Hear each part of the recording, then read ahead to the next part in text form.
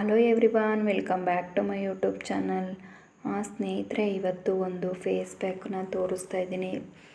ಏನಪ್ಪ ಅಂತಂದರೆ, ಫೇಸ್ ಪ್ಯಾಕಿಗೆ ಈ ಕಾಲದಲ್ಲಂತೂ ಪ್ರತಿಯೊಬ್ಬರಿಗೂ ಪಿಂಪಲ್ಸು, ಏಜ್ ಆಗಿರೋರಿಗೂ ಪಿಂಪಲ್ಸು, ಏಜಲ್ಲಿರೋರಿಗೂ ಪಿಂಪಲ್ಸು. ಸ್ನೇಹಿತರೆ, ಈ ರೀತಿ ಪಿಂಪಲ್ಸನ್ನು ನಾವು ಕಂಟ್ರೋಲ್ ಮಾಡಿಕೊಂಡು ನಮ್ಮ ಫೇಸ್ನ ನಾವು ಗ್ಲೋ ಮಾಡ್ಕೊಳ್ಳೋದಕ್ಕೆ ಮಾಡಬೇಕಾಗಿರೋಂತಹ ಹೋಮ್ ರೆಮಿಡಿ ಇದು. ಸ್ನೇಹಿತರೆ, ಮೊದಲಿಗೆ ನಾನು ಕಾಯಿ ತುರಿದು ಇಟ್ಕೊಂಡಿರೋಂತಹ ಕಾಯಿನ ಹಾಲು ತಗೊಂಡಿದ್ದೀನಿ. ಸ್ನೇಹಿತರೆ, ಇದು ಕೋಕೋನಟ್ ಆಯಿಲ್ ಅಲ್ಲ, ಕಾಯಿ ಹಾಲು.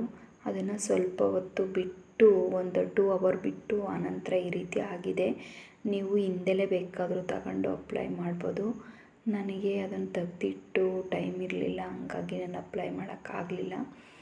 ಇವಾಗ ನಾನು ನಿಮಗೆ ಅದನ್ನು ಅಪ್ಲೈ ಮಾಡಿ ತೋರಿಸ್ತೀನಿ. ಸ್ನೇಹಿತರೆ, ಅದರ ರಿಸಲ್ಟ್ ಯಾವ ರೀತಿ ಇದೆ ಅನ್ನೋದನ್ನು ನೋಡಿ ಸ್ನೇಹಿತರೆ, ನಮ್ಮ ಫೇಸಲ್ಲಿ ಪಿಂಪಲ್ ಆಗಿರೋದು, ಕಲೆ ಆಗಿರೋದು ಎಲ್ಲ ಕಡಿಮೆ ಆಗಬೇಕು ಅಂದರೆ ಈ ಹೋಮ್ ರೆಮಿಡಿನ ನಮ್ಮ ಫೇಸ್ಗೆ ಈ ರೀತಿ ಹಚ್ಚಿ ಚೆನ್ನಾಗಿ ಸ್ಕ್ರಬ್ ಮಾಡಬೇಕು. ಸ್ನೇಹಿತರೆ, ನೀವು ಸ್ಕ್ರಬ್ ಮಾಡೋದಕ್ಕೆ ಬೇಕಿದ್ದರೆ ನಿಂಬೆಹಣ್ಣನ್ನು ಬೇಕಾದ್ರೂ ಬಳಸ್ಕೋಬೋದು. ಆ ರೀತಿ ಮಸಾಜ್ ಮಾಡ್ಕೋಬೋದು, ಇಲ್ಲ ಅಂದರೆ ಕೈಯಲ್ಲಾದರೂ ಮಸಾಜ್ ಮಾಡ್ಬೋದು.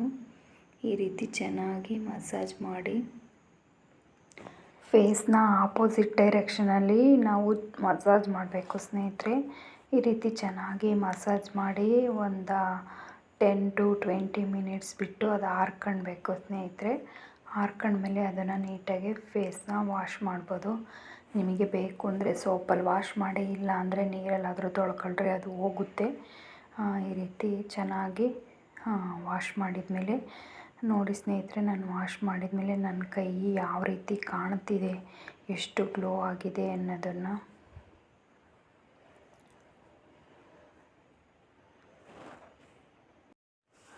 ಸ್ನೇಹಿತರೆ, ನಿಮಗೂ ಈ ರೀತಿ ಏನಾದರೂ ಪಿಂಪಲ್ಸ್ ಇದ್ದರೆ ಈ ಹೋಮ್ ರೆಮಿಡಿನ ಅಪ್ಲೈ ಮಾಡಿ. ಸ್ನೇಹಿತರೆ, ಒಳ್ಳೆ ರಿಸಲ್ಟ್ ಸಿಗುತ್ತೆ ನಿಮಗೆ. ಈ ವಿಡಿಯೋ ಇಷ್ಟ ಆದರೆ ಪ್ಲೀಸ್ ವಿಡಿಯೋಗೊಂದು ಲೈಕ್ ಮಾಡಿ, ಶೇರ್ ಮಾಡಿ, ಸಬ್ಸ್ಕ್ರೈಬ್ ಮಾಡಿ. ನಿಮ್ಮ ಅನಿಸಿಕೆ ಅಭಿಪ್ರಾಯಗಳನ್ನು ಕಮೆಂಟ್ ಮೂಲಕ ತಿಳಿಸಿ. ಸ್ನೇಹಿತರೆ, ಥ್ಯಾಂಕ್ ಯು ಫಾರ್ ವಾಚಿಂಗ್. ಮತ್ತೊಂದು ಸಲ ಮತ್ತೊಂದು ವಿಡಿಯೋದಲ್ಲಿ ಸಿಗ್ತೀನಿ. ಸ್ನೇಹಿತರೆ, ಟೇಕ್ ಕೇರ್, ಬಾಯ್.